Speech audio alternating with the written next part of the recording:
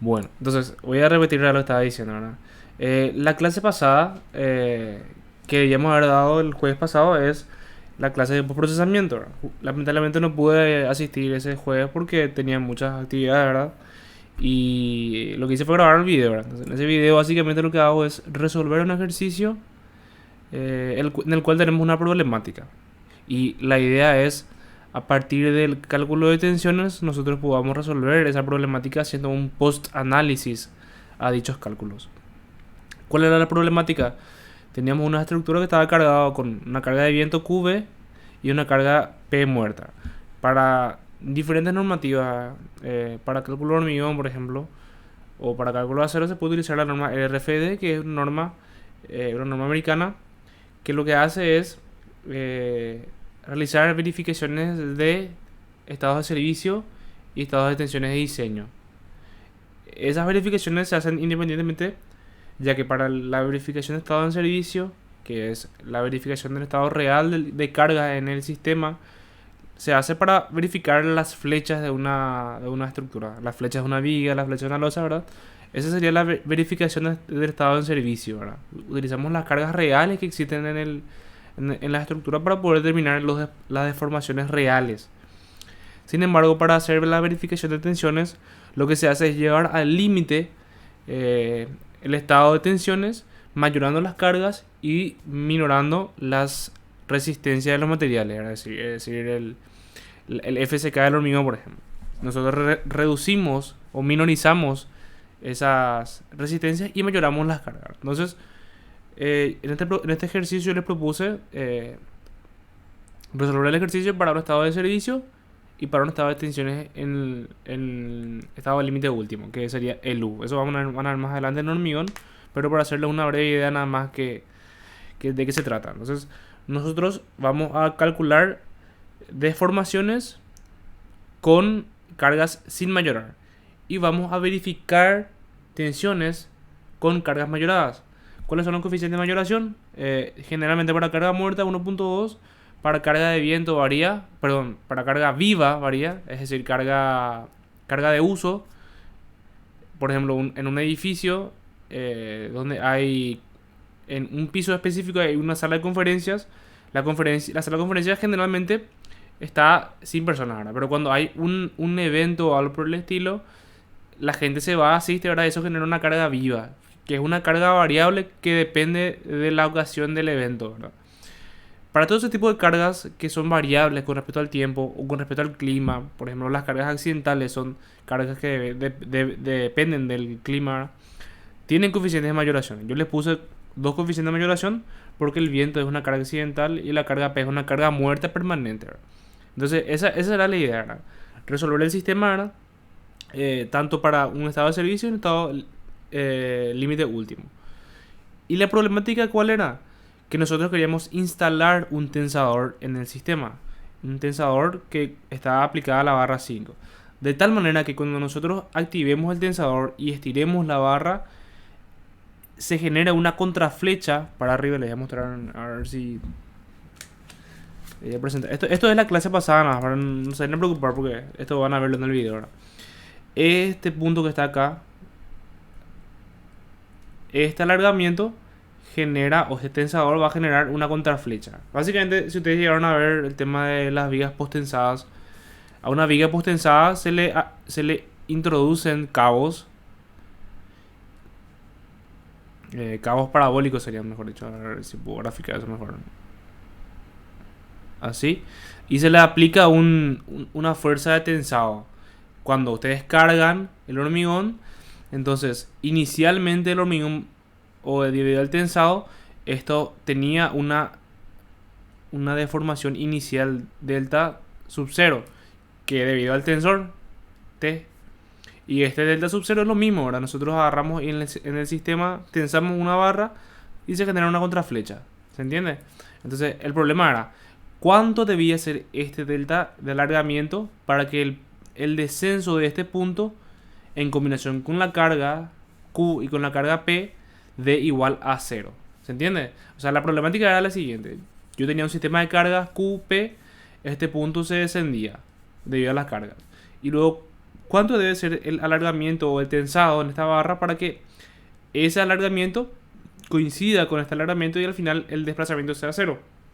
¿Se entiende? Entonces ese es el problema que se está dando el ejercicio. Ahora, justamente el tema del post-análisis o post-procesamiento es realizar un análisis posterior al cálculo de las tensiones para que, para que puedan tener una pequeña y una vaga idea de lo que van a hacer en el día de mañana, ¿verdad? La parte de cálculo de hormigón, cálculo de acero, porque lo que ustedes hacen es calcular tensiones y luego diseñar, predimensionar y dimensionar las piezas estructurales, tanto vigas como pilares de hormigón, perfiles de acero. Entonces, la idea no es solamente calcular tensiones, sino a partir de esas tensiones poder realizar un análisis del estado de tensiones, de las dimensiones, de verificación de deformación, verificación de tensiones límites. ¿Se entiende? Entonces, ese sería en un aspecto general de qué trataba la clase. Entonces, ustedes pueden echar un vistazo, ¿verdad? Bastante interesante, ¿verdad? Y les recomiendo que si es que llegan a ver la próxima clase, vengan y den sus consultas para poder aclarar bien eso, porque es contenido del taller, va a ser eso, ¿verdad? La parte de procesamiento va a ser contenido de taller. ¿Está bien? Ahora, para continuar, lo que vamos a dar hoy en sí es línea de influencia. No sé si te llegaron a ver líneas de influencia en la parte teórica. Ya llegaron a ver algo. No llegaron a ver nada todavía. Sí, profe. Ok, entonces asumo que tienen una breve idea de qué se trata, ¿verdad? Como nosotros estamos trabajando con el principio del trabajo virtual, existe un principio que se llama el principio de reciprocidad de Müller y Betty Müller, o algo así, no me acuerdo ahora. Creo que tengo acá la imagen. Sí. Es la ecuación de igualdad de los trabajos virtuales recíprocos de Betty Maxwell, no era Betty Müller, es de Betty Maxwell. Esta ecuación básicamente proviene de una combinación de dos tipos de estados de carga. El primer estado de carga que está en la derecha, no puedo graficar acá nada. Este primer estado de cargas básicamente es un estado de cargas donde tenemos una carga P igual a 1, el cual genera unas deformaciones en la estructura. Y si nosotros analizamos un punto J específico en la estructura completa, ¿verdad? En ese punto, debido a esta carga P igual a 1, se va a generar un estado de tensiones M sub J y va a generarse giros phi sub J. En el caso de que sea una estructura hiperestática, por ejemplo, en este punto que está acá, se va a generar una tensión M sub J y un giro phi sub J. Pero como nosotros sabemos que las tensiones en las estructuras hiperestáticas para una carga cualquiera, los puntos no van a tener giros en ese punto, ¿verdad? Obviamente podemos asumir momento se relaciona con giro, fuerza axial se relaciona con desplazamiento, cortante se relaciona con desplazamiento. Es una relación más o menos directa. En este caso, para un punto de aplicación de carga P sub I en el punto I, se genera un estado de tensiones o se genera un momento flector M sub J y un giro phi sub J. En este caso el giro es 0, debido a que sabemos que estamos tratando con una estructura hiperestática. Acuérdense entonces que el phi sub J es 0. ¿Y P sub I qué es? P sub I es la carga que nosotros utilizamos para calcular la línea de influencia, ¿verdad? Si nosotros queremos obtener el momento generado en este punto para la carga P en esta posición, o en esta posición, o en esta posición, entonces P sub I nosotros arbitramos como una carga igual a 1. ¿Se entiende? Entonces, la idea es la siguiente: generar un estado de carga genérico que depende de una posición S sub I para la carga P sub I, donde generemos diferentes tensiones de momento en este punto. Entonces nosotros vamos a ir variando nuestra carga y obtener diferentes valores de momento. Ese es el principio de la línea de influencia. Ahora, si nosotros en el mismo punto de análisis de las tensiones aplicamos un giro virtual phi sub J igual a 1, que lo que nosotros generalmente hacemos es aplicar, nosotros aplicamos para hallar la línea de influencia en isostáticas. No sé si le puedo mostrar acá en la presentación, ¿no? Si nosotros por ejemplo tenemos una viga bien apoyada y queremos hallar la línea de influencia del momento flector en el medio del mismo, generamos una articulación y le damos una rotación relativa phi igual a 1, en donde si ustedes se fijan, sería algo así, en donde la rotación relativa entre estas dos barras tiene que ser igual a 1.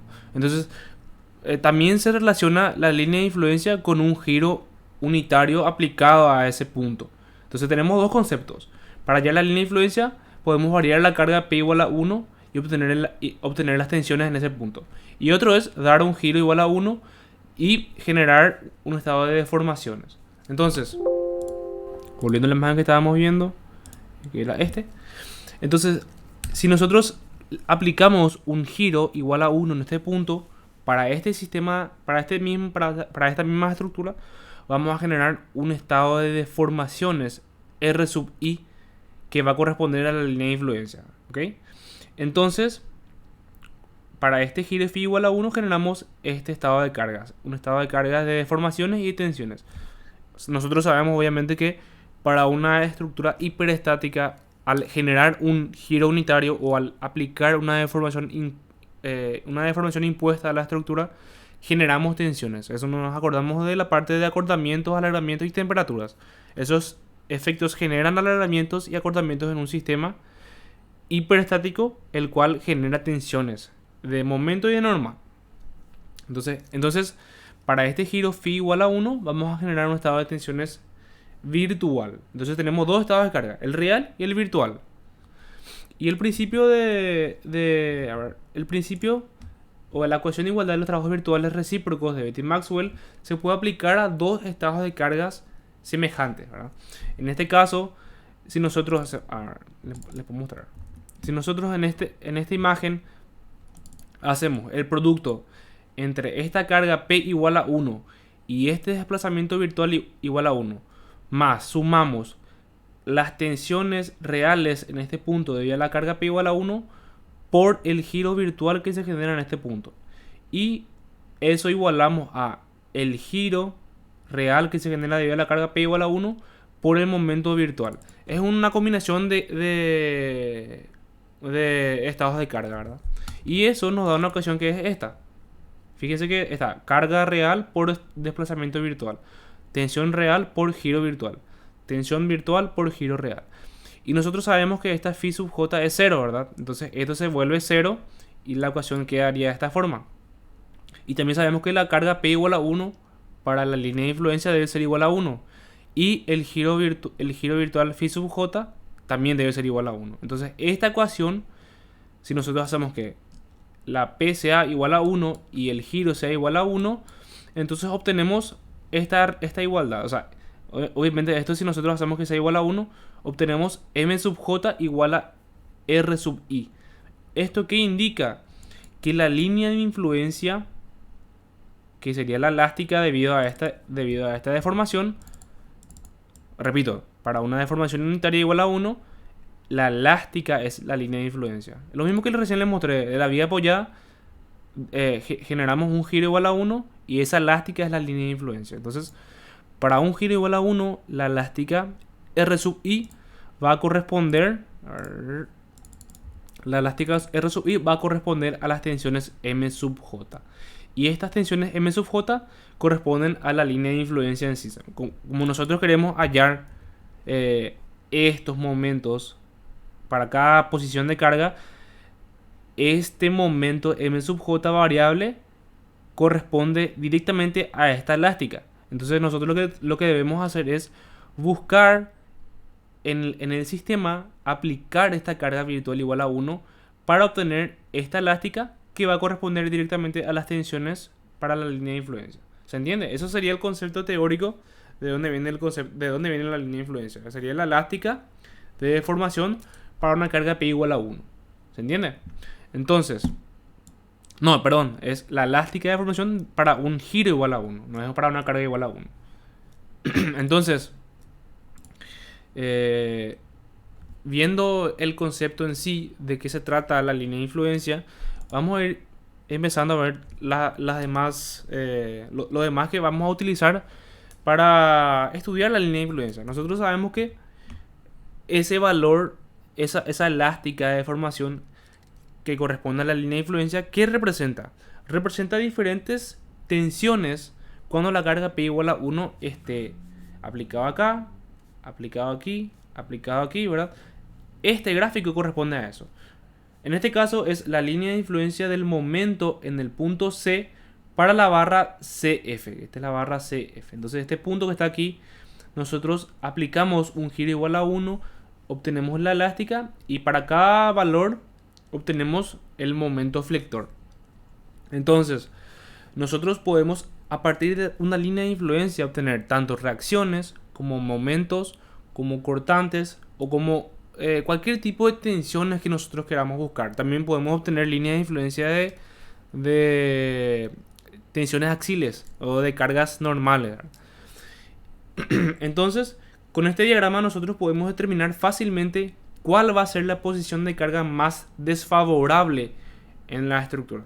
Por ejemplo, si nosotros queremos saber cuál es la posición de la carga en este tramo, en esta viga, que genere un momento más grande en este punto, sería el punto 2 y el punto 5. Entonces, si nosotros aplicamos una carga P en el punto 2, vamos a obtener el mayor momento positivo para este nodo o para este punto de la barra CF. Y si queremos llegar al momento negativo más grande, tenemos que aplicar la carga P igual a 1 o P igual a 50, lo que sea, en este punto. Y así vamos a obtener el momento negativo más elevado en nuestra viga. Entonces para eso nos sirve la línea de influencia, para verificar el estado de mayor influencia de tensiones para un punto específico. ¿Se entiende? ¿Alguna consulta hasta aquí? Esto todo es teórico, asumo yo que esto ya dieron ya en estructuras 1 y ya también tuvieron una introducción teórica en la teoría, ¿verdad? Pero igual no está mal tampoco entrar un poquito más en detalle, ¿verdad? Algo que también es muy importante aclarar es que líneas de influencias para estructuras isostáticas son lineales, pero para estructuras hiperestáticas son curvilíneas. Por ejemplo, el caso de la barra biapoyada, si nosotros queremos la línea de influencia del momento flector, en este punto, generamos un giro igual a 1, phi igual a 1. Entonces, fíjense que la línea de influencia es rectilínea, es recta. Pero para una estructura hiperestática, la línea de influencia siempre va a ser curvilínea. Y fíjense que tenemos voladizos. ¿Y qué son los voladizos? Son estructuras isostáticas. Entonces, siempre la línea de influencia de una curva en un voladizo tiene que ser sí o sí recto. Esto tiene que ser recto. Esto puede ser curvilíneo, pero esto que está acá siempre va a ser recto. ¿Se entiende? Entonces todas las partes o todos los tramos que son tramos isostáticos, vamos a asumir directamente que su línea de influencia va a ser rectilínea. Esto ya habíamos visto, ¿verdad? Nosotros para obtener la línea de influencia lo que generalmente hacemos es aplicar una carga P igual a 1 vertical que se desplaza sobre un tramo de la estructura. Generalmente ese tramo lo denominamos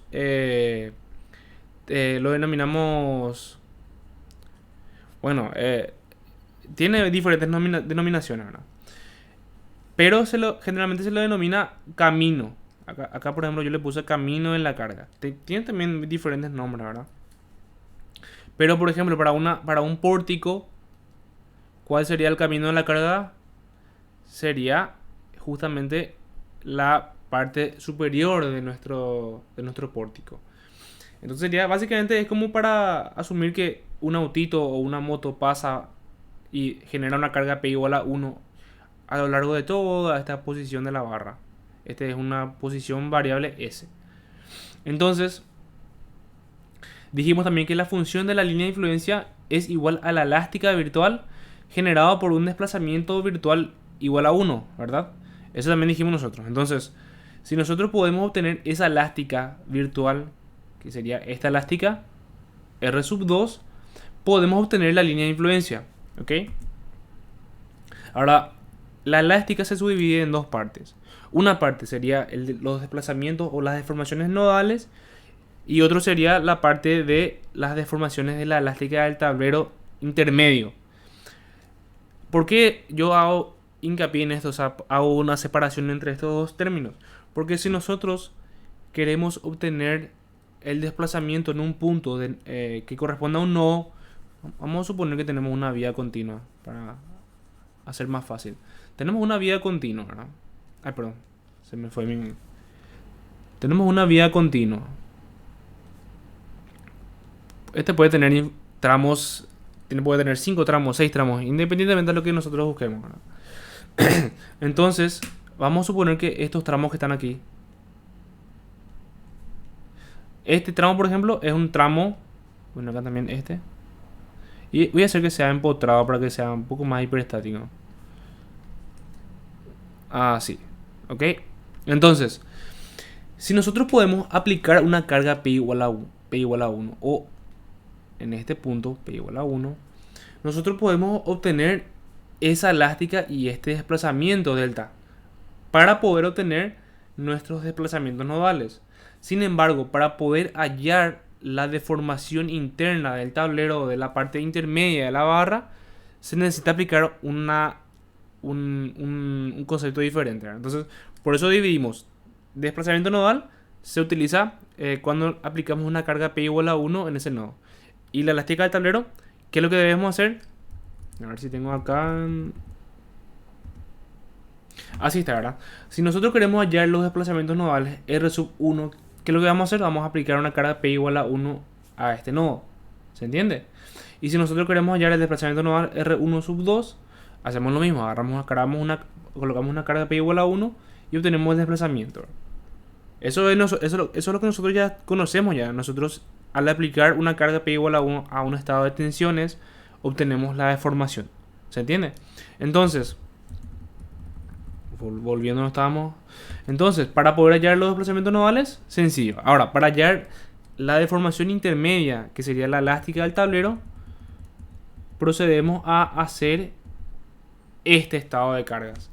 Tenemos para la parte intermedia un diagrama, vamos a hacer un diagrama genérico para una carga de P igual a 1 aplicada a esta barra. Si nosotros sabemos que este parámetro vale S por L y esta longitud vale 1 menos S por L, entonces al aplicar esa carga P igual a 1 a esta posición, obtenemos un estado de tensiones triangular igual a S por 1 menos S por L. Este es el valor del momento generado por la carga P igual a 1 genérico. ¿Ok? Y ahora, si nosotros sabemos que para poder hallar el desplazamiento aplicamos una carga P igual a 1, generamos un estado de tensiones y combinamos o integramos con nuestros diagramas reales, lo que debemos hacer es lo mismo. Ahora nosotros aplicamos una carga P igual a 1, generamos un estado de tensiones y esto debemos integrar y combinar con el estado de carga real para esa barra. Generalmente las tensiones en una estructura para la línea de influencia son tensiones, pueden ser tensiones rectangulares, triangulares o trapezoidales. Nunca es parabólico porque sabemos que para una carga P igual, una carga de desplazamiento R igual a 1 y una carga P igual a 1, las tensiones siempre van a ser, vamos a decir, rectas, ¿verdad? Para un vía apoyado, por ejemplo, una carga P igual a 1 va a generar un diagrama así. Entonces, a eso es lo que voy. Tipo, las cargas o los diagramas siempre van a ser diagramas sencillos y rectilíneos. Entonces, la forma más típica de hacer un diagrama genérico para una estructura cualquiera sería hacerla un trapecio. Si nosotros queremos que el trapecio sea un rectángulo, hacemos que M2 sea igual a menos M1. Entonces, esto va arriba y se convierte en un triángulo. Si nosotros queremos que sea un triángulo, hacemos que M2 sea igual a 0 y esto se va a este punto y así sucesivamente. O sea, este sería un diagrama genérico. Un diagrama genérico de tensiones.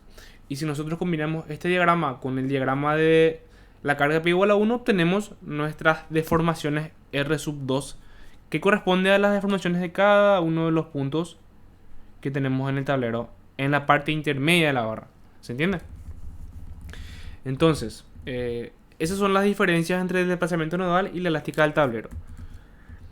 Ahora, para lo que vemos en la parte de Scilab, cuando nosotros calculamos tensiones, generalmente lo que hacemos es hacer que esta R sea igual a 0. Y despejamos X igual a, sería la inversa de F por menos R sub 0. Acá puede también entrar la sumatoria del asentamiento. ¿Ok? Pero, ¿qué pasa? Cuando nosotros trabajamos con líneas de influencia, lo que nosotros buscamos en sí es que el estado de tensiones se genere para un desplazamiento igual a 1. Entonces, en el caso de línea de influencia, lo que nosotros vamos a hacer es darle a R un valor igual a 1 en vez de que sea 0. ¿Se entiende? Entonces, esto vamos a hacer que sea igual a 1. Entonces, ¿cómo nosotros vamos a trabajar en Scilab? Sabemos que la matriz R es una matriz que depende, del número de hipótesis virtuales por... voy a fijarme en eso un ratito. Está en Scilab. La matriz R que está aquí. NH0 y NH. ¿Ok? Es una matriz que depende de NH0 y NH, en donde todas las filas corresponden a NH0. En el caso de línea de influencia, ¿qué es NH0? Es el número de la H, o sea, cuál es el grado de hiperestaticidad. ¿Y qué es NH? Es el número de líneas de influencias. NH anteriormente era el número de estados reales, pero en este caso nuestros estados reales, ¿qué son? Las líneas de influencia. Entonces, nosotros vamos a trabajar con una matriz que puede ser, por ejemplo, de esta forma: la LI1 y la LI2, donde la LI1 puede ser la línea de influencia del momento flector en A, por ejemplo, y la LI2 puede ser I2, la línea de influencia de la reacción vertical en el punto B. ¿Se entiende? Podemos calcular diferentes líneas de influencia en Scilab. Y para cada una de las líneas de influencia vamos a tener un desplazamiento que depende de x1 igual a 1, x2 igual a 1 y x3 igual a 1. ¿Ok? Este sería el formato de nuestra matriz de desplazamientos. Ahora, como nosotros lo que hacemos es, para poder calcular una estructura hiperestática, es liberar algún tipo de restricción. Si nosotros, por ejemplo, queremos calcular,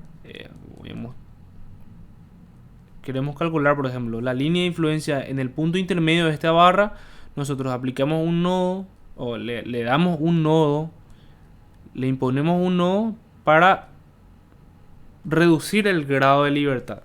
Y a ese nodo le vamos a aplicar el momento m igual a 1. O mejor dicho, x1 igual a 1. Entonces, podemos hacer directamente una relación entre qué incógnita corresponde a la línea de influencia. Voy a mostrarles con el ejercicio, van a ver a qué me refiero con esto, ¿verdad? Pero cuando nosotros liberamos varios puntos del sistema para que sea isostático, lo que debemos hacer es identificar cuál nodo que nosotros liberamos corresponde específicamente a la línea de influencia. Y si corresponde a la línea de influencia, entonces nosotros le vamos a dar el valor de 1 a ese punto. ¿Se entiende? Entonces vamos a suponer que este es el nodo A. Entonces, si la línea de influencia del momento flector en A es LI1 y nosotros liberamos y colocamos x1 igual a 1 en ese punto, entonces para el desplazamiento este término debe ser igual a 1, coincidentemente con la línea de influencia y con la carga virtual x1. Los demás valores, obviamente, si no tenemos líneas de influencia, vamos a colocar igual a 0. ¿Se entiende? 0, 0. Así sería básicamente el formato de nuestra matriz de desplazamientos. Esto ya les mostré. Hay una nueva matriz que se lo denomina matriz B sub 1. Esta matriz B sub 1 corresponde a las tensiones virtuales para carga nodal. Si nosotros tenemos un pórtico gigantesco con el nodo A, nodo B, nodo C y nodo D. Cada uno de estos puntos A, B, C y D va a tener un desplazamiento nodal que al aplicar una carga P igual a 1 generamos un estado virtual de carga, un estado virtual de tensiones. Ese estado virtual de tensiones para cada una de esas cargas P igual a 1 se lo denomina B sub 1. A diferencia de la matriz B sub 0 y a diferencia de la matriz B. Es una matriz nueva básicamente, una matriz que contiene las tensiones para cada desplazamiento nodal. Y luego esta tensión B sub 2, que es una tensión virtual que se obtiene mediante una deducción larga en el volta-estado. Es una deducción bastante larga, no sé si vale la pena mostrarles, ¿verdad? Pero proviene de la combinación de estos dos estados, en donde al final queda un término que dependa de S y al lado contiene términos que dependan de M1 y M2. ¿Se entiende? Entonces, esta matriz B sub 2, ustedes no hace falta que calculen, esto ya va a estar integrado al Scilab y ya va a ser una... Es como colocar este estado de cargas genérico en el Scilab de forma matricial. Sería esto. Nosotros representamos este estado de cargas con una matriz B sub 2. Ahora, cuando nosotros calculemos estas deformaciones o estos desplazamientos, solamente vamos a considerar el momento flector, no vamos a considerar normal. Por eso es que nuestra matriz B sub 2 ya no es más una matriz de 3x3, de 3x1. Es una matriz de 2x1 porque vamos a asumir que las normales para una carga P igual a 1 es 0. O sea, no tiene sentido nosotros decir que para esa carga P igual a 1 se va a generar un normal en el tramo intermedio. No genera, no pasa eso. ¿Está bien? Y explicado toda la parte teórica, vamos a ver ya la parte del ejercicio. Un ratito. ¿Alguna consulta hasta aquí? ¿Preguntas que tengan? ¿Ninguna pregunta? Ok. Vamos a continuar. Entonces, ¿qué nos dice el ejercicio? Nos dice obtener la línea de influencia del esfuerzo axial de la barra 6 y del momento flector en la sección MM de la siguiente estructura. Como les dije, nosotros con Scilab podemos obtener diferentes líneas de influencia. Podemos tener 3 líneas de influencia, 5 líneas de influencia. Cuando nosotros compilemos el Scilab, podemos obtener un gráfico igual a este. Un gráfico con 2 líneas de influencia, con 3 líneas de influencia, con todas las líneas de influencia que nosotros creamos en el ejercicio. ¿Ok? Entonces, vamos a hacer un ejercicio con 2 líneas de influencia. Nos pide línea de influencia del esfuerzo axial en la barra 6 y línea de influencia del momento flector en la sección MM. ¿Ok? Son 2 líneas de influencia diferentes. Y tenemos un resorte K sub R en la parte derecha de la barra. Estos serían las partes de dimensiones, sección transversal, módulo de elasticidad y el resorte K. Fíjense que tenemos 2 módulos de elasticidad diferentes para los tableros y el pilar y para los tensores que son las barras reticuladas. La barra 6, la barra 8 y la barra 3. ¿Ok? Entonces, vamos a volver a la parte de cálculo de estructuras hiperestáticas. ¿Qué es lo que nosotros hacíamos? Cuando nosotros queríamos resolver una estructura hiperestática, primeramente hallábamos el valor de H y finalmente, si por ejemplo H es igual a 2, generábamos 2 grados de libertad. ¿Y cómo generábamos esos grados de libertad? Incluyendo articulaciones, rompiendo barras, liberando apoyos externos. Entonces, esas serían las formas de generar grados de libertad en el sistema.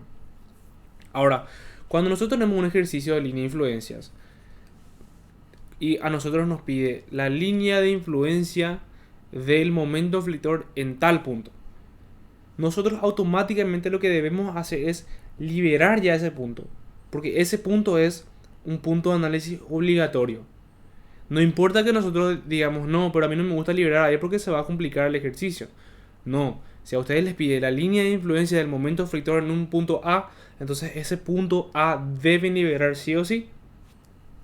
Por eso, el ejercicio que nos decía, línea de influencia en el sector MM y la línea de influencia del axil o de la fuerza normal en la barra 6. Entonces, ¿qué nos dice directamente el ejercicio? Que lo que debemos hacer es liberar o dar una articulación en la parte de momento flector y liberar la barra 6 para la línea de influencia del esfuerzo axial. Ya tenemos ya liberado dos restricciones. Pero ¿qué pasa? Para este ejercicio nos da que h es igual a 3. Te pueden verificar eso si quieren, ¿verdad? ¿Qué significa eso? Que aparte de las líneas de influencia que debemos liberar un apoyo más o una barra más. Entonces, ¿qué es lo que yo, por ejemplo, puedo hacer? Puedo liberar una barra, puedo liberar el apoyo, puedo liberar el empotramiento, ¿verdad? Eso ya es dependiendo a cada uno y cómo quieran realizar su isostática fundamental.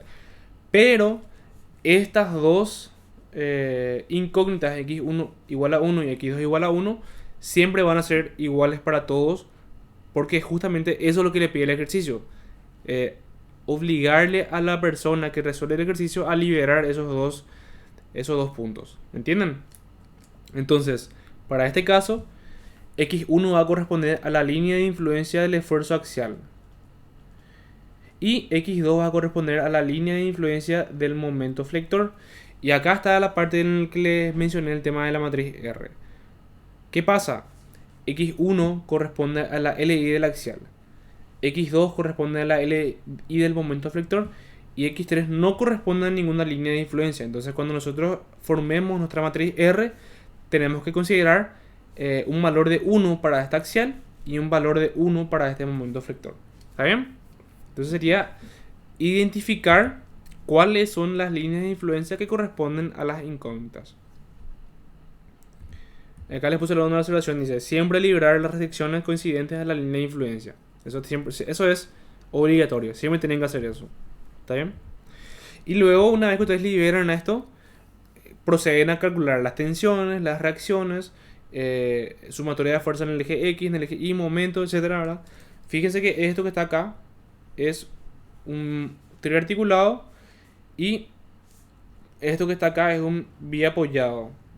Y finalmente tenemos un voladizo o un empotrado. Entonces, podemos calcular mediante las ecuaciones de la estática para un triarticulado, para un biapoyado y para un empotrado. Eso ya no hace falta más repetir, ¿verdad? A partir de esos cálculos nosotros podemos obtener los diagramas. Fíjense, el diagrama del estado 1 para x1 igual a 1 que correspondía a una fuerza tensil o axial así, ¿verdad? x1 igual a 1 y x1 igual a 1. Luego tenemos los diagramas para el estado 2 que corresponde a un estado de momento m1 igual a 1, un par de momentos, y fíjense que coincide con el diagrama del momento, ¿verdad? Ahora, algo también que me suelen preguntar mucho es cómo yo considero hacia qué lado pongo el momento. Si yo pongo el momento hacia este lado o pongo el momento hacia este lado. Ok, esto es una convención que se adopta por la cátedra y que corresponde a una convención similar a la de resistencia a materiales. Si nosotros agarramos una barra cualquiera y cortamos, entonces ¿qué vamos a tener? Vamos a tener el momento flector, vamos a tener la cortante, que sería así, y vamos a tener una cortante que sería así. Y las normales, que son tensiones axiales, atracción en el sistema, ¿no? Entonces esta va a ser nuestra condición positiva. Y a partir de esta convención positiva de signos, nosotros vamos a colocar la línea de influencia del momento flector M1 igual a 1 en este punto. Fíjense que para una barra cualquiera, esto por acción y reacción al no, fíjense que esto que está acá es algo así, ¿verdad? Así, y si iteramos un poquito tenemos así, ¿verdad? Entonces fíjense que este momento que está acá corresponde a este momento que está acá. Y este que está acá corresponde a este momento que está acá. Entonces, si nosotros nos basamos con esta combinación de signos, nos aseguramos de que la línea de influencia va a salir con su sentido correcto. Entonces, respetando este sistema de convenciones de signos, entonces ustedes pueden asegurarse de que su línea de influencia va a estar bien. Por eso yo le dije, cuando nosotros liberamos y hacemos para el tensor axil, esto debe estar de tracción, porque justamente coincide con nuestra convención de signos de tracción para línea de influencia, normal y normal. Entonces coincide esto con su signo positivo. No es lo mismo agarrar y poner que esto está comprimido y colocar en el sentido contrario, porque eso está mal. Nuestra línea de influencia va a salir diferente. ¿Ok? Y finalmente el estado 3, que corresponde a la carga x3 igual a 1 en el apoyo externo. X3 igual a 1. Con estos tres diagramas, ¿qué nosotros podemos hacer? Formar la matriz B. Esa matriz B que nosotros conocemos de los estados virtuales. Entonces, ustedes agarran y a partir de todos esos diagramas van cargando para la barra 1, para la barra 2, para la barra 3 y para cada uno de los estados virtuales x1, x2 y x3. ¿Ok? No olvidarse que como nosotros liberamos la barra 6 para el estado x1 igual a 1, entonces para ese estado debemos aplicar una normal igual a positivo 1 que corresponde a tensión o tracción. Nunca hay que olvidarse de este término igual a 1, porque si nosotros no agregamos ese término, vamos a asumir que la carga B6 no existe, que no hay ninguna fuerza que esté aplicada a esa carga, a esa barra. Pero realmente la barra está traccionada igual a 1.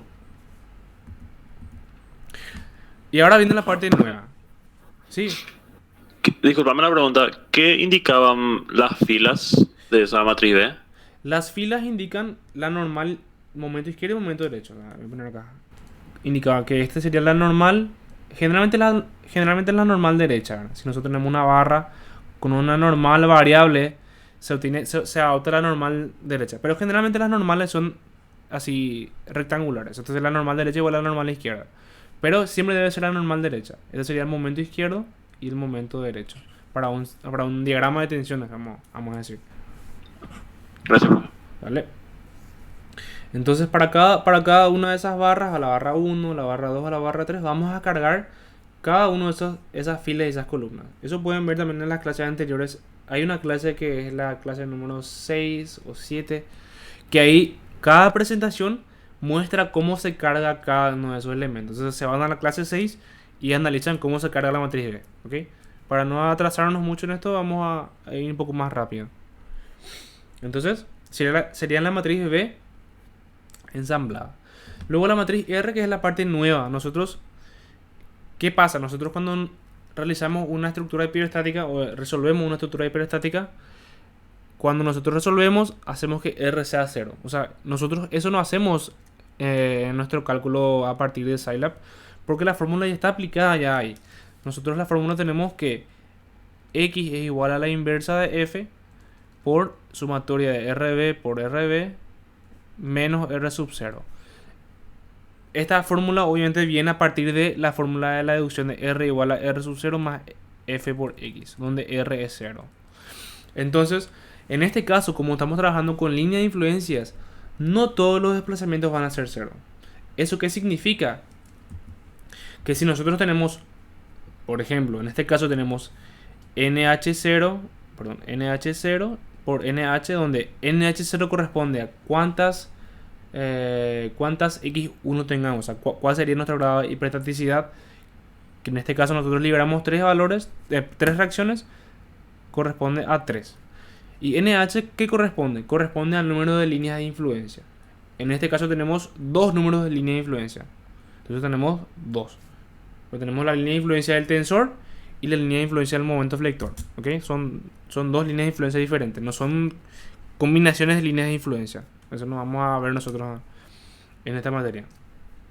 Entonces, como tenemos una matriz de 3×2 que va a ser algo así, cada uno de esos elementos tiene consigo un significado. Vemos que cada una de las columnas corresponde a la línea de influencia 1 y la línea de influencia 2. Ahora, como nosotros somos los que decidimos cuál es la línea de influencia 1 y cuál es la línea de influencia 2, podemos decir que la línea de influencia 1 es del momento y la del 2 es de la tensión axial. O podemos decir que la línea de influencia 1 es de la tensión axial y el de 2 es del momento flector. ¿Qué modifica si nosotros hacemos eso? Lo único que va a modificar es que en su gráfico final va a estar invertido. Arriba va a estar línea de influencia del tensor con este diagrama y abajo va a estar la línea de influencia del momento con este diagrama. ¿Se entiende? O sea, va a invertirse, vamos a decir, los gráficos. Nada más eso.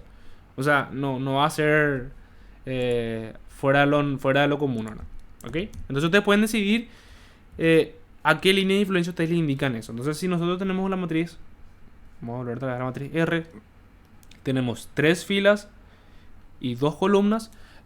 Vamos a asumir que esta es la línea de influencia del axial. Y vamos a asumir que esta es la línea de influencia del momento flector. Así vamos a hacer ordenado como el enunciado nos dice, ¿verdad? ¿Ok? Y cada una de esas filas, ¿a qué corresponde? Corresponde a si es X1, si es X2 o si es X3. Entonces, esto corresponde a X1, esto corresponde a X2 y esto corresponde a X3. Entonces, cuando nosotros sabemos que X1 corresponde a una línea de influencia, X2 corresponde a otra línea de influencia, pero X3 no corresponde a nada, entonces automáticamente nosotros sabemos que X3 vamos a colocar todos ceros, porque sabemos que X3 no coincide con ninguna línea de influencia, entonces no nos molesta esto, ¿verdad? Ahora, ¿qué pasa con X1 y X2? Sabemos que X1, vamos a volver un poquito más atrás, sabemos que X1 corresponde a la línea de influencia del axial y X2 corresponde a la línea de influencia del momento flector. ¿Ok? Entonces la LI de MF corresponde con X2 y la LI del axial corresponde a X1. Entonces, ¿qué es lo que vamos a hacer?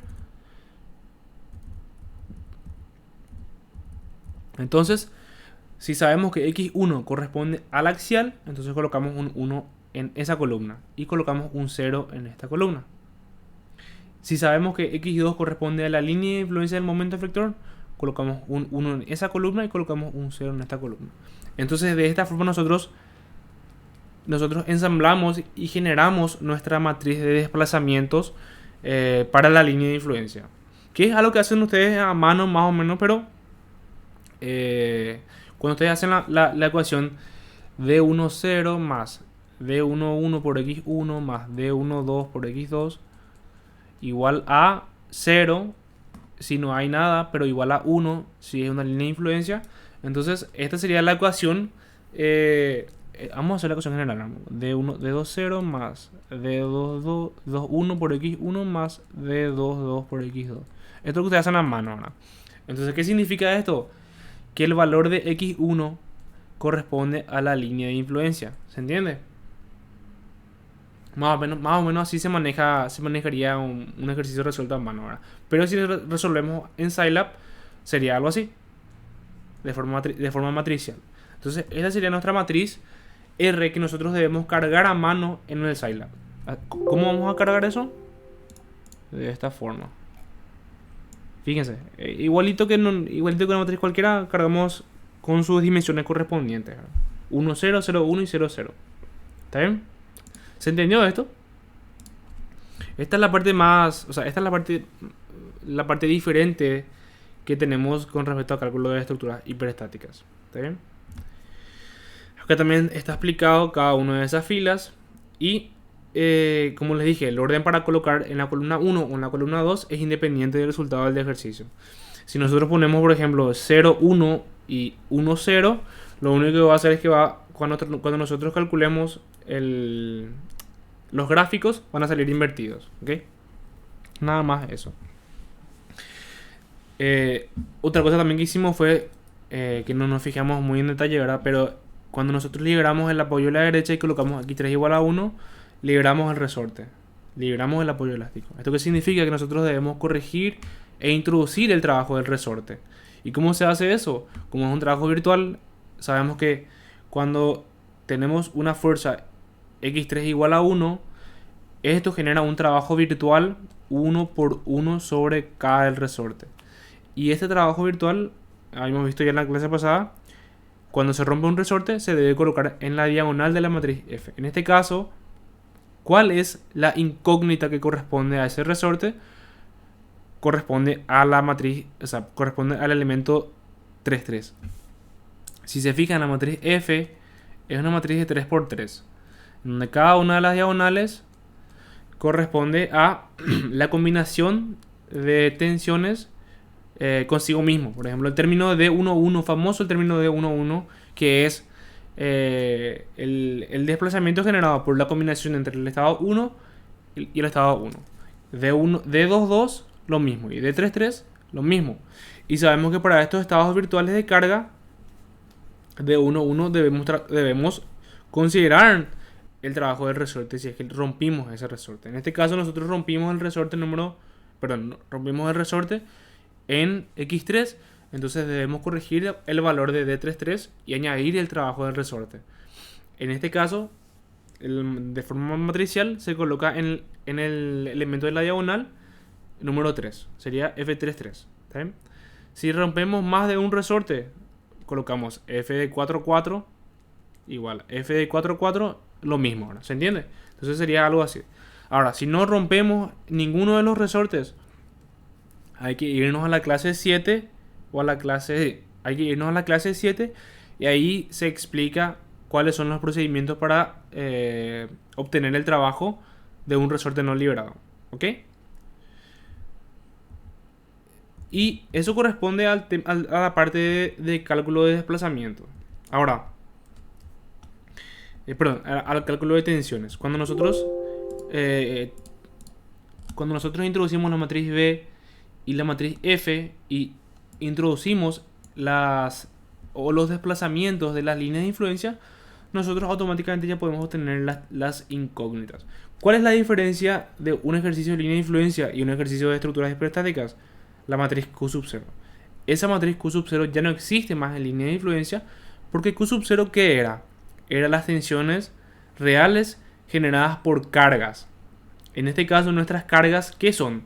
Nuestras cargas son directamente desplazamientos. Entonces, este es nuestro estado de cargas. De esta forma nosotros representamos nuestro estado de carga para el sistema. ¿Está bien? Y como sabemos, para una estructura hiperestática, las deformaciones van a generar tensiones. Entonces nosotros imprimimos esto y nos vamos a las tensiones Q. A las tensiones Q. Fíjense que se generaron tensiones de 30.000 debido a esos desplazamientos. ¿Se entiende? Porque es una estructura hiperestática. Entonces a partir de ahí nosotros ya podemos obtener las tensiones Q, ¿verdad? Las incógnitas X y las tensiones Q. Y no se vayan a confundir. No vayan a tratar de poner esto en Scilab porque... en FTool, porque ¿qué es lo que pasa ahora? Estas tensiones se originan a partir de deformaciones impuestas. Y como nosotros sabemos en FTool no podemos introducir deformaciones impuestas, entonces no podemos hacer eso que dijimos, ¿verdad? Meter en FTool y verificar, ¿verdad? No podemos hacer la verificación de tensiones Q para una línea de influencia. ¿Se entiende? Entonces eso no vamos a poder hacer. Entonces estas tensiones obviamente van a salir muy grandes porque los desplazamientos son igual a la unidad. Generalmente los desplazamientos son milimétricos, ¿verdad? 0,01, 0,001, ¿verdad? Pero como nosotros colocamos R igual a 1, se generan unas tensiones gigantescas en el diagrama, en la estructura. Por eso es que las tensiones Q salen muy grandes, ¿verdad? Justamente por eso, ¿verdad? Porque son deformaciones muy grandes. Y acá entra a la parte de los desplazamientos nodales. Vamos a entrar ya en la parte de línea de influencia. ¿Cómo nosotros encaramos esa parte? Dijimos que la elástica de deformación que nosotros generamos para cada uno de los estados de carga R igual a 1 se generan a partir de cargas P igual a 1. Nosotros para R igual a 1 generamos un estado de tensiones M sub F. Ahora, para hallar esa elástica, ¿cómo nosotros hacemos?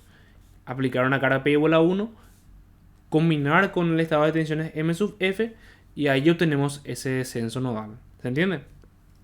Entonces, ¿cómo nosotros vamos a analizar la elástica? Primeramente separamos en desplazamientos nodales. ¿Y cómo nosotros vamos a analizar los desplazamientos nodales? de la siguiente forma. Vamos a asumir, para calcular desplazamientos nodales, que las barras axiales son rígidas. Obviamente nosotros sabemos que esas barras, por ejemplo, las barras verticales, la barra 4 y la barra 5 son barras que se pueden deformar axialmente, ¿verdad? Pero ¿qué pasa? Esas deformaciones axiales son muy pequeñas para alterar la línea de influencia. Entonces, ¿qué es lo que vamos a asumir? Cuando tenemos una barra vertical encima de nuestro camino de carga, vamos a decir, ¿verdad? Porque por acá va a pasar la carga P igual a 1. Estas barras son indeformables. Es decir, el descenso nodal de este punto es igual a 0. El descenso nodal de este punto es igual a 0. Para cualquier tipo de línea de influencia vamos a hacer vamos a asumir eso. Vamos a asumir que ese desplazamiento sea 0 para, vamos a decir, facilitarnos el cálculo de la elástica. Porque eso fue el problema, calcular la elástica. Entonces, para barras verticales asumimos descenso nodal igual a 0. ¿Qué nos resta? Verificar cada uno de los puntos adicionales que tenemos en nuestro ejercicio. Ahora, ¿cómo nosotros sabemos cuáles puntos van a descender y cuáles puntos no van a descender? Fíjense que si nosotros, por ejemplo, teníamos un apoyo sin resorte aquí, vamos a poner así, un apoyo normal, ¿verdad? Y nosotros liberamos y colocamos x3 igual a 1. Cuando nosotros analizamos los desplazamientos, ¿qué va a suceder? Nosotros vamos a saber que automáticamente este descenso nodal va a salir 0. ¿Por qué? Porque justamente ese apoyo en el sistema hiperestático es rígido. ¿Se entiende? Entonces el único punto en el que vamos a tener descenso nodal es este punto. Pero ¿qué pasa? Como nosotros tenemos un resorte en este punto, entonces el descenso nodal no es 0. Tiene un valor que corresponde a la deformación del resorte. Y ese descenso nodal nosotros obtenemos aplicando la carga P igual a 1 y obteniendo ese resorte. Otra forma también que pueden hacer, que ahora me puse a pensar y se me ocurrió en la mente, ¿verdad? Nosotros tenemos la reacción KR, la reacción vertical en este punto, ¿verdad? ¿Cómo nosotros hallamos la deformación de un resorte? Haciendo K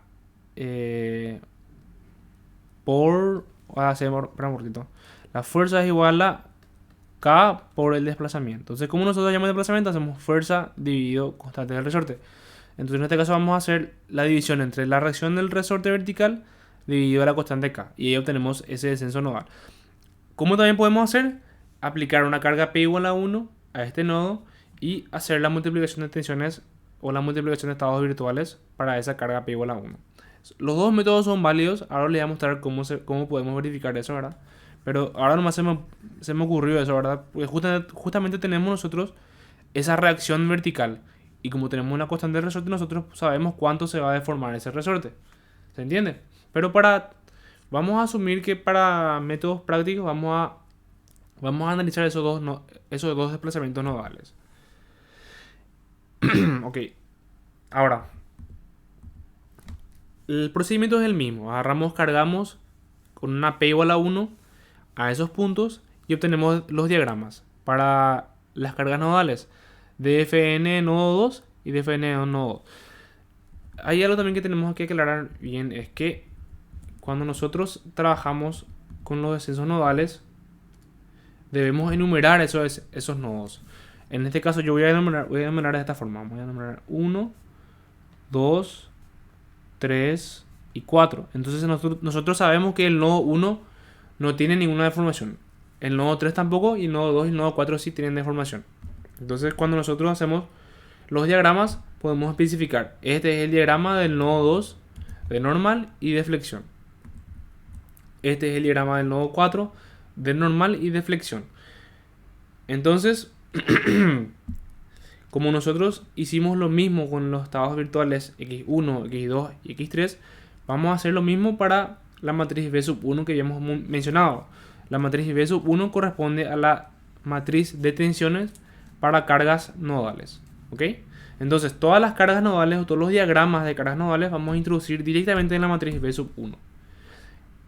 Repito, esta matriz V sub 1 corresponde a las tensiones de las deformaciones nodales o los descensos nodales.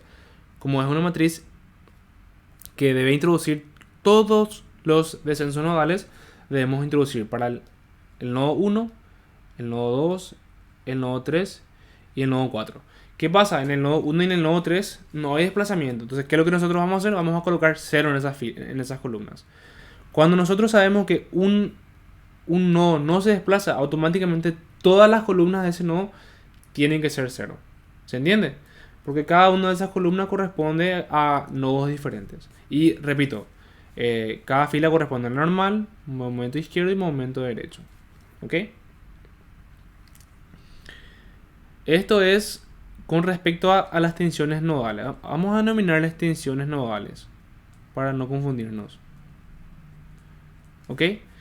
Y luego, ¿qué nos resta determinar aparte de los desplazamientos nodales? Voy a mostrarles antes. Al comienzo mismo lo estaba. Nosotros calculamos los descensos nodales a partir de la matriz V sub 1. Esos descensos nodales van a estar introducidos en una matriz que se lo denomina R sub 1. Si se fijan acá, al introducir la matriz V sub 1, como nosotros habíamos mencionado ahora, la columna 0, calculamos un valor de R sub 1. Esta R sub 1 corresponde a todos los descensos nodales. Si nosotros imprimimos eso y imprimimos R sub 1, fíjense que para cada línea de influencia tenemos diferentes descensos nodales. Para la línea de influencia,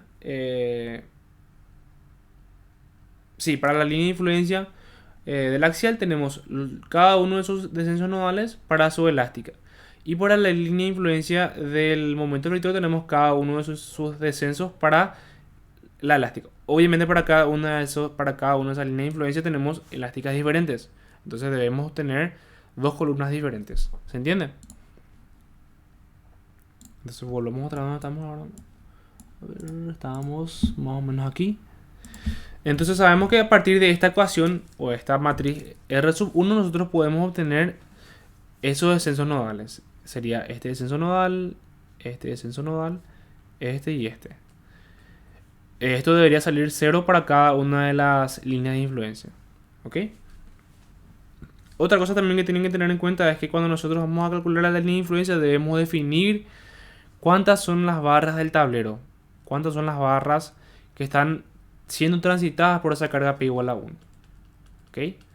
Entonces, para poder definir eso, nosotros nos fijamos en nuestro ejercicio y vemos que la carga P igual a 1 va a poder transitar en la barra 1, en la barra 2 y en la barra 3. Entonces tenemos 3 barras en nuestro tablero donde está el camino en la carga, vamos a decir.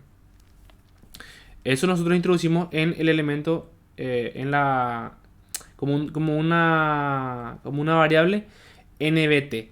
Ese NBT es muy importante que ustedes definan bien, porque si ustedes definen mal, su línea de influencia les va a salir mal. ¿Okay? Esto depende de la línea de influencia y la elástica. Entonces ustedes definen NBT y definen el número de divisiones unitarias que generalmente se adopta a 10, se adopta a 20, pero más bien es para ayudar a que la línea de influencia sea más curvilínea, que no sea tan cuadrado, tan hexagonal, que sea así una línea, un spline, ¿ok? Para eso sirve NI. Y luego, para el cálculo de la elástica, habíamos mencionado el tema de la parte de la carga P igual a 1 genérica. P igual a 1, donde tenemos S por 1 menos S por L. Este diagrama de tensiones se puede representar de esta forma. ¿Ok? Y cuando nosotros hacemos la combinación de este estado de carga o este estado de tensiones con el estado de tensión real de nuestro diagrama Q, donde tenemos todas las tensiones reales, haciendo este proceso obtenemos nuestros desplazamientos de la elástica, que serían todos estos valores. A ver si le puedo poner en rojo, así. Entonces, ¿qué nosotros obtenemos con la matriz V sub 2? Obtenemos esta pequeña elástica. Ahora, como nosotros tenemos que obtener la elástica final de nuestro ejercicio, debemos sumar a este valor nuestra elástica, nuestro descenso nodal, y a este punto nuestro otro descenso nodal. Entonces, al sumar estos descensos nodales, podemos tener finalmente nuestra elástica final, nuestro diagrama final. Y para eso está esta parte que está aquí. La elástica final es igual a la suma entre la matriz R sub 2. A ver. Sí, nosotros sumamos esto que está aquí, más esto que está aquí, más esto que está aquí. ¿Verdad? Entonces hacemos R sub 2 por 1 menos S. Y luego hacemos R sub 2 J, que es la parte de la derecha. Fíjense que esto que está acá es una subdivisión de millones de puntos, ¿verdad? Estos puntos se subdividen así. Es como una malla, ¿verdad? De diferentes valores de formaciones, ¿verdad? Entonces, el primer elemento que corresponde al elemento número 1 para el for barra igual a 1. Entonces, para el primer elemento 1 corresponde este desplazamiento. Entonces, para eso nosotros hacemos R sub 2 de ese elemento por 1 menos S, que sería este valor que está acá. Haciendo nomás una regla de 3. Fíjense que, o sea, una proporción, ¿verdad? Este es a este, como este es a este. Haciendo esa proporción, obtenemos este valor que está aquí. Luego a ese mismo valor, que está multiplicado por 1 menos S, le sumamos la integral y su prima. Esa integral y su prima es este que está acá, que corresponde a este producto, que corresponde a este valor. ¿Se entiende? Entonces, y su prima corresponde a este valor, y nos falta sumar el valor intermedio, que corresponde a R sub 2 por S. Entonces sería este. Ahora, R sub 2J corresponde al último valor. Entonces corresponde al valor Ni más 1, que corresponde al valor 51 de nuestra matriz. Porque si nosotros tenemos 50 divisiones, vamos a tener 51 valores. Eso hay que definir bien, ¿no? Entonces, de esta forma nosotros obtenemos nuestra elástica final, que es sumando todos los valores de nuestras matrices. Y ahí nosotros podemos imprimir el valor de la elástica. Algo que también pueden hacer, si quieren, ¿verdad? Hay una parte donde se carga el título de la línea de influencia. El orden del título de la línea de influencia, ¿de qué depende?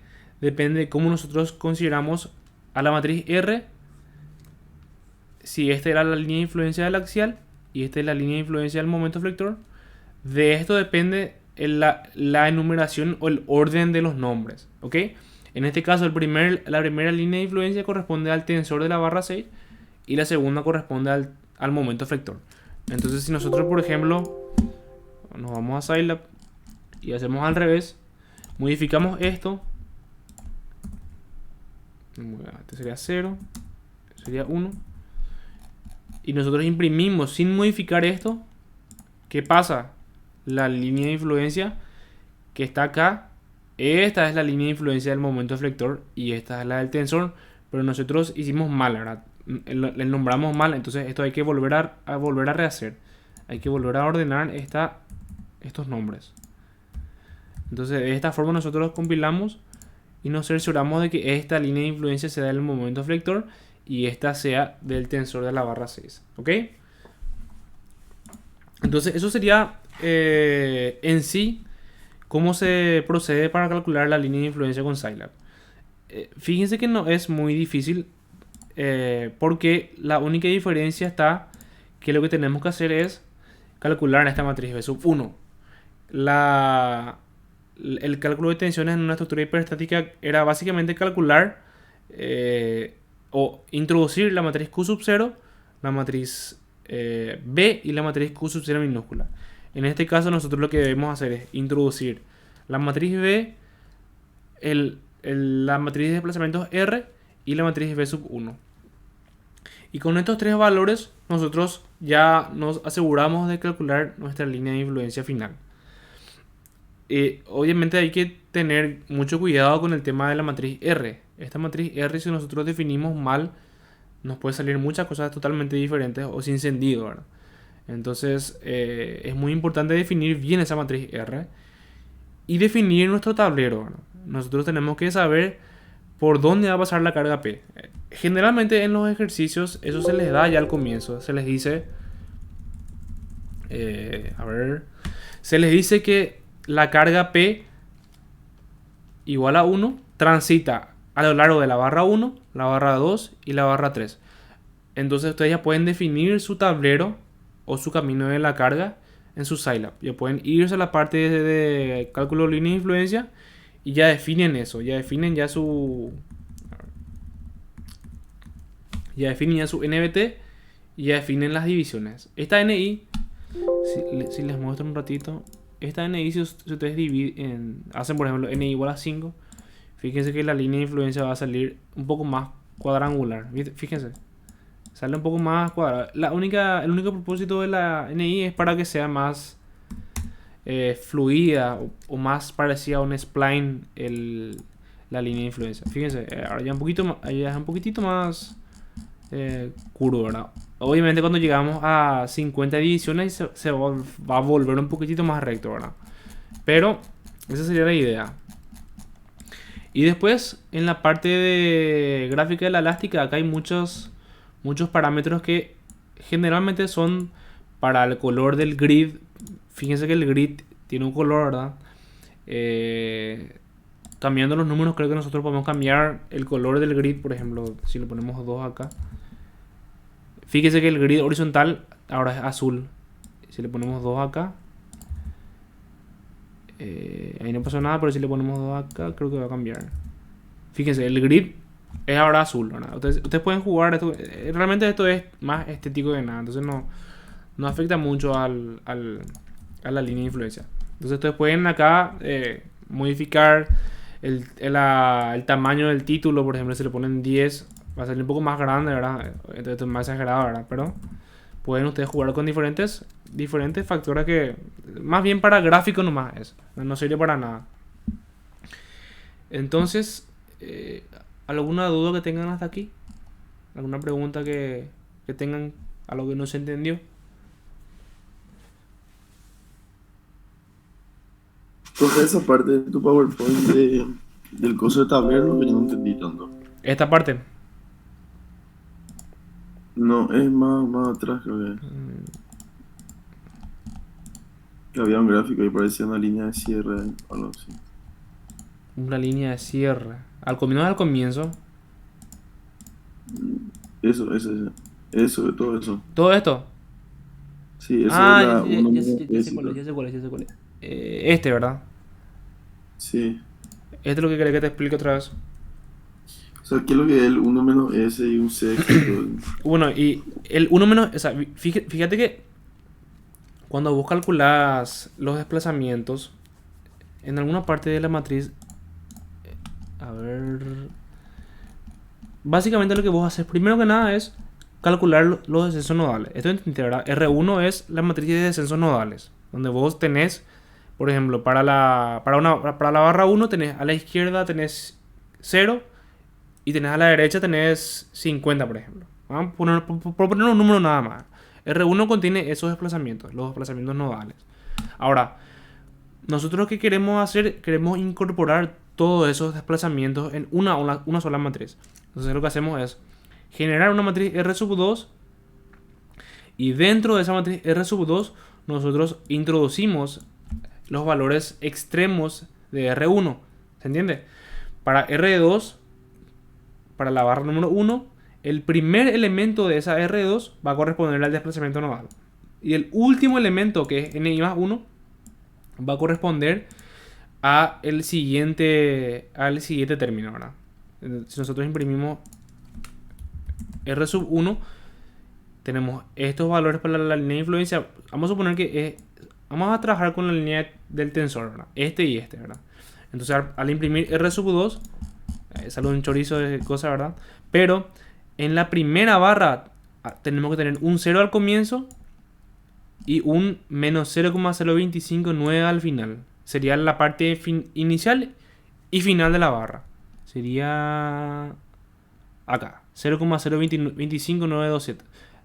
La primera fila corresponde a la línea de influencia del axial, para hacer diferencia. Entonces, nosotros introducimos esta matriz R1 dentro de R2.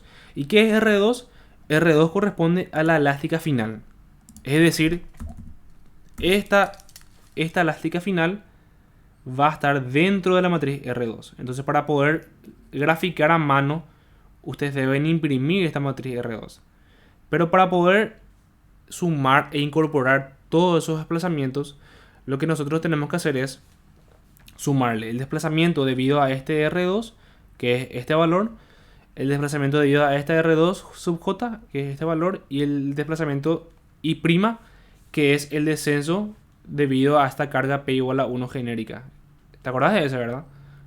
Esta carga genérica P igual a 1 que genera un momento S por 1 menos S por L se puede representar de esta forma, y haciendo la combinación podemos obtener esta integral I, vamos a decir I, ¿verdad? Entonces, para poder obtener la elástica final, si nosotros agarramos y sumamos solamente los valores extremos, vamos a tener nuestro diagrama así. Un valor recto. Tenemos R2 de 1 y R2 de 51, por ejemplo. Si y es igual a 50, entonces el término 51 de nuestra matriz sería. ¿Se entiende? Entonces, como nosotros queremos sumar también el término de la parábola o de la deformación debido a esta carga P igual a 1, el tramo intermedio, entonces le sumamos esta I'. Ahora, estos valores de R2 por 1 menos S y por S, básicamente son, si vos haces un triángulo, voy a borrar esta parte que está acá, un triángulo con esta profundidad que sería R2 sub I, y haces proporción con el lado más largo que es S por L más 1 menos S por L. Si sumas vos esto te va a dar L.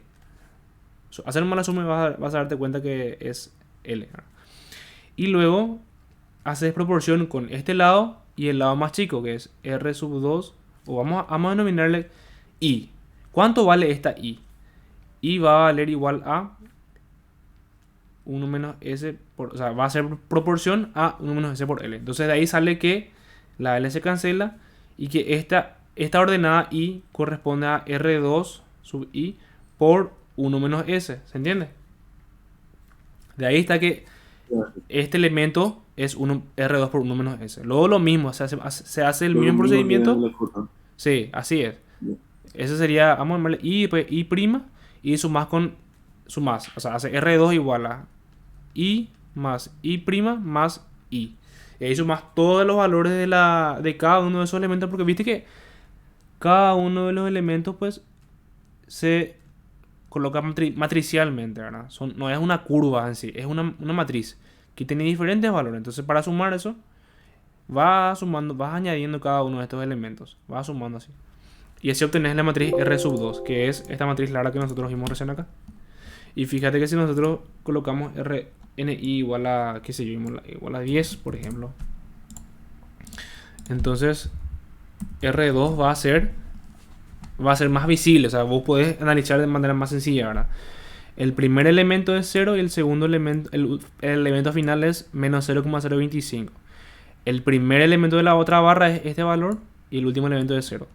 Y así, ¿ok? Y así ustedes pueden graficar. Si ustedes quieren graficar a mano, pueden graficar de esta forma. Pero como Scilab tiene la herramienta de gráfico, entonces no hace falta que hagan eso.